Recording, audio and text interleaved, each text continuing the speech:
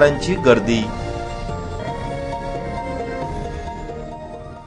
उरण तालुक्यातील भेंडखळ गावातील प्रकल्पग्रस्तांची नोकर भरती त्वरित करावी या प्रमुख मागणीसाठी व बीपीसीएल कंपनीचे टेरिटरी मॅनेजर देशमुख यांचा निषेध करण्यासाठी भेंडखळ ग्रामस्थांच्या वतीने उरण येथील बीपीसीएल कंपनीवर मंगळवारी धडक मोर्चा काढण्यात आला। या मोर्चाला मार्गदर्शन करण्यासाठी आमदार विवेक पाटील उपस्थित होते, तर यावेळी जिल्हा सहचिटणीस एलबी पाटील, पंचायत समितीच्या सभापती निकिता भोईर, सरपंच प्रियतमा घरत, जिल्हा परिषदेचे अर्थ व बांधकाम सभापती मनोहर भोईर, ज्येष्ठ नेते काका पाटील, रमाकांत पाटील, कामगार नेते भूषण पाटील आदी मान्यवरांसहित 190 प्रकल्पग्रस्त या मोर्चात सहभागी झाले होते। प्रकल्प सुरू झाल्यानंतर 1998 पर्यंत जे प्रकल्पग्रस्त कामावर घेतले तेव्हापासून त्यानंतर कधीही प्रकल्पग्रस्तांची नोकर भरती केलेली नाही। भेंडखळ गावातील अजूनही 60 प्रकल्पग्रस्त नोकरीपासून वंचित आहेत। बीपीसीएल कंपनीचे काम वाढले आहे, परंतु जाणून बुजून नोकर भरती करण्यास कंपनीचे व्यवस्थापन टाळाटाळ करीत आहे। याला सर्वस्वी टेरिटरी मॅनेजर रवींद्र देशमुख हे जबाबदार आहेत, कारण प्रकल्पग्रस्तांबाबत अपप्रचार करून वरिष्ठ अधिकाऱ्यांना चुकीची माहिती देत आहेत व प्रकल्पग्रस्तांची दिशाभूल करून फसवणूक करीत आहेत। यावेळी आमदार विवेक पाटील यांनी कंपनी प्रशासनाला ठणकावून सांगितले की 1 महिन्याच्या आत भेंडखळ गावातील प्रकल्पग्रस्तांचे प्रश्न सोडविले नाहीत तर प्रकल्पग्रस्त कंपनीला टाळे ठोकल्याशिवाय राहणार नाहीत। का आता या विभागातला प्रकल्पग्रस्त पूर्णपणे जागा धावून रस्त्यावर लढण्यासाठी तयार झालेला आहे आणि आपल्या मागण्या मान्य केल्याशिवाय निश्चितपणे राहणार नाही। या ठिकाणी मी आपल्याला एवढंच सांगू इच्छितो की मॅनेजमेंट बीपीसीएल ची असेल नाही तर अन्य कुठलंही असेल, आपण जेव्हा लढण्यासाठी तयार होतो, आपण जेव्हा लढण्यासाठी एकत्र येतो, आपण जेव्हा संघटित होतो, आपण रस्त्यावर येतो, तेव्हा विजय मिळवल्याशिवाय परत जात नाही। हा उरण तालुक्यातल्या शेतकऱ्याचा इतिहास आहे आणि हा इतिहास जो आहे त्याची पुनरावृत्ती करायची गरज आहे। पण जे आपल्या बापजाद्यांनी केलं, ज्याने इंग्रजांच्या विरुद्ध लढण्याची हिंमत दाखवली, त्यांचे आपण वारस आहोत हे या बीपीसीएल कंपनीला दाखवून द्यायचं काम आपल्याला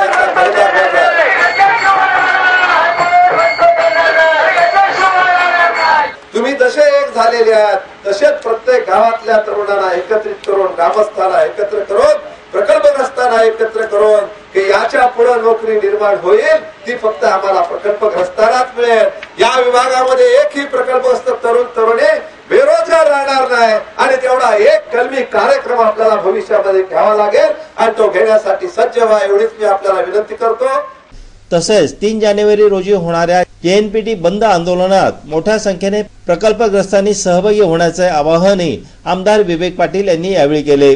त्या 3 तारखेच्या मोर्चामध्ये सुद्धा, रस्ता रोकोमध्ये सुद्धा सर्व पक्षाचे लोक येतील, पण भेंडखळ ग्रामस्थांना मी या ठिकाणी विनंती करतोय का पुढच्या लढ्याला जर पनवेल उरण तालुक्यातनं 30,000 लोक आणायचे असतील तर आज जसे तुम्ही लोक आले तसे 3 तारखेच्या त्या ठिकाणी रस्ता रोकोमध्ये सुद्धा आपण सहभागी झालं पाहिजे अशी मी आपल्याला विनंती करतो। या ठिकाणी यश 100% आपण मिळवणार आहे। या ठिकाणी मी धोकाने आपल्याला सांगतो, आपल्याला खूप लढावं लागणार आहे, आपल्याला खूप जागृत व्हायला लागणार आहे। जी तरुण मंडळी नोकरी ज्यांना पाहिजे, ज्या तरुणींना नोकरी पाहिजे त्याने आघाडीवर राहिलं पाहिजे, पण या आघाडीवर राहत असताना एक धोका लक्षात घ्या का या ठिकाणी ही बीपीसीएल कंपनी सेंट्रल गव्हर्नमेंटच्या मालकीची आहे, केंद्र सरकारच्या मालकीच्या, तिथे आपल्याला मोर्चा करावा लागतात। या भिंती बांधल्यात ना खासगी कारखानदाराच्या, या भिंती ज्या बांधलेल्या त्या ठिकाणी सुद्धा उद्योग येणार आहेत आणि ते उद्योग मिळवण्याचे असतील तर या भिंती तोडण्याची ताकद तरुणांनी आपल्या मनगटावर ठेवली पाहिजे हे गोष्ट लक्षात ठेवा। भ्रष्टाचार विरोधी जन आंदोलनाचे प्रणेते ज्येष्ठ समाजसेवक अण्णा हजारे यांनी सक्षम लोकपाल विधेयकाबाबत केलेल्या मागण्या केंद्र सरकार अंमलात आणण्यात टाळाटाळ करीत असल्याचा निषेध करण्यासाठी अण्णा हजारे मुंबई येथील एमएमआरडीए मैदानावर उपोषणाला बसले आहेत। अण्णांना समर्थन देण्यासाठी अण्णा समर्थक जगभरात उपोषणाला बसून अण्णा हजारे यांना आपापला पाठिंबा देत आहेत। या उपोषणाचे पडसाद पनवेलमध्येही दिसून आले आहेत। पनवेलमधील अण्णा समर्थक ठिकठिकाणी उपोषणाला बसले आहेत। अण्णांच्या या उपोषणाला आमदार विवेक पाटील व शेका पक्षाचे जिल्हा चिटणीस बाळाराम पाटील यांनी आपला पाठिंबा दिला आहे। भ्रष्टाचाराच्या विरोधात जनलोकपाल पारित व्हावं या उद्देशानं जननायक अण्णा हजारे यांनी जे प्रयत्न चालू केलेले आहेत त्या प्रयत्नांतर्गत आज मुंबईमध्ये पादऱ्याला MMRDA मैदानावर त्यांचं उपोषण चालू झालेलं आहे आणि या ठिकाणी अण्णा हजारेंना मानणारे सारे कार्यकर्ते जे सामाजिक जीवनातील भ्रष्टाचाराच्या विरोधात आहेत, हा भ्रष्टाचार निपटला पाहिजे, या भ्रष्टाचारापासून आपली सामाजिक आणि राजकीय व्यवस्था मुक्त झाली पाहिजे, या मताचे आहेत ते आदरणीय अण्णा हजारेंना पाठिंबा दर्शवण्यासाठी या ठिकाणी उपोषणाला बसलेले आहेत. आपण बघतोय किती मोठ्या प्रमाणावर आज दररोजच्या वृत्तपत्रामध्ये, इलेक्ट्रॉनिक मीडियामध्ये भ्रष्टाचाराची प्रकरणं बाहेर येत आहेत आणि त्या भ्रष्टाचाराच्या प्रकरणातील आकडा बघितला की सर्वसामान्य माणसाला चक्कर येण्याची परिस्थिती निर्माण होते. किती शून्य त्या रकमेवर वरती लावावे लागतील याचा प्रश्न गणिततज्ञांनाही पडतोय. अशा एक वेगळ्या वळणावर भारतीय शासन व्यवस्था, सामाजिक व्यवस्था असताना लोकांचा ज्यांना अतिशय उत्स्फूर्त असा पाठिंबा मागच्या आंदोलनाच्या वेळी देशभर मिळाला, त्या आदरणीय अण्णा हजारेंनी हा प्रश्न सोडवण्याच्या दृष्टीनं निर्णायक असा लढा चालू केलेला आहे. संपूर्ण देशामध्ये, हिंदुस्थानभर एक चांगली जनजागृती आणून जनतेला नेमकं काय हवं आणि जनता जर जागृत झाली तर कुणीही सत्ताधारी असो त्याचं काय चालत नाही, याचा एक प्रत्यय आणण्याचं काम माननीय अण्णा हजारे साहेबांनी केलेलं आहे. कुठल्याही राजकीय पक्षाची काही भूमिका असो, सर्व राजकीय पक्षांना असं वाटतं, काही विद्वान माणसांना असं वाटतं की देशाची संसद ही घटनेप्रमाणे स्थापन झालेली आहे, ही संसद मोठी आहे असं काही लोकांचं म्हणणं आहे. पण अण्णांच्या मतानं जी जनता आणि जनतेची संसद ही सर्वात मोठी आहे आणि ती सर्वश्रेष्ठ आहे. या अण्णांच्या मताशी मी आणि माझा पक्ष 100% या ठिकाणी सहयोगी आहे किंवा ते मला मान्य आहे, आम्हाला मान्य आहे किंवा त्याचं आम्ही समर्थन करतो. आणि शेवटी संसद ही जनता निवडून देत असते आणि जनता निवडून देत असताना जनतेच्या मनामध्ये ज्या प्रतिक्रिया आहे, जनतेसमोर नेमकं काय चाललेलं आहे, देशाचा कारभार कशा पद्धतीनं चाललेला आहे आणि तो त्यात बदलायचा असेल तर त्याला कोणतं असं धोरण निश्चितपणे घेतलं पाहिजे. जनलोकपाल बिलाच्या माध्यमातून या देशातला चाललेला भ्रष्टाचार जास्तीत जास्त प्रभावीपणे रोखता येईल, ही जी अण्णांची भूमिका आहे, या अण्णांच्या भूमिकेला आमचं निश्चितपणे समर्थन आहे. Phone number 27460569. Rotary club of Panvel charitable trust आयोजित पनवेल फेस्टिवलचे आयोजन 24 डिसेंबर ते 1 जानेवारी 2012 पर्यंत मिडल क्लास हाऊसिंग सोसायटीच्या मैदानावर करण्यात आले आहे. संध्याकाळी 4 ते रात्री 10 वाजेपर्यंत या पनवेल फेस्टिवलला नागरिक गर्दी करीत आहेत. Rotary club of Panvel charitable trust आयोजित पनवेल फेस्टिवलला लहान मुले, तरुण तरुणी तसेच ज्येष्ठ नागरिक मोठ्या संख्येने भेट देत आहेत.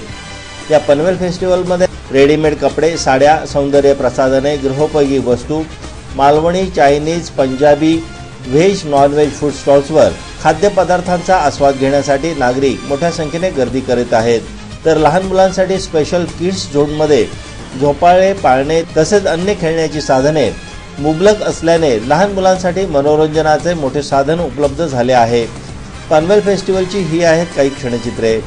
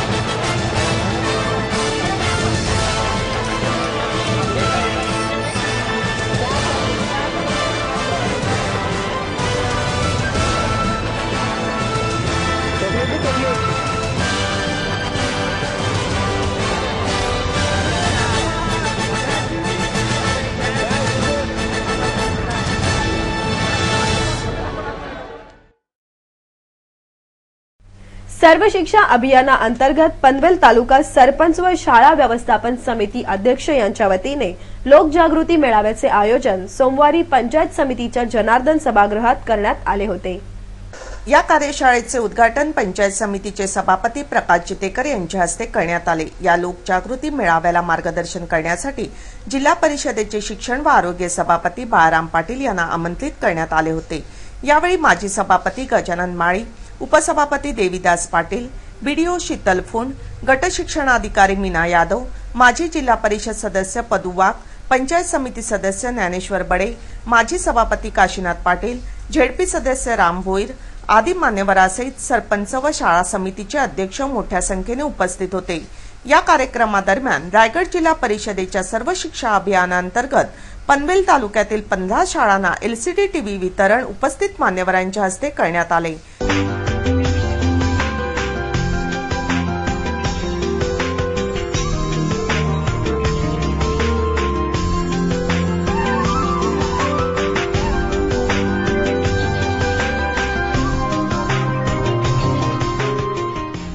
यावेळी जिल्हा परिषद शिक्षण व आरोग्य सभापती बाळाराम पाटील यांनी उपस्थित सरपंच व शाळा समितीच्या सदस्यांना मार्गदर्शन केले।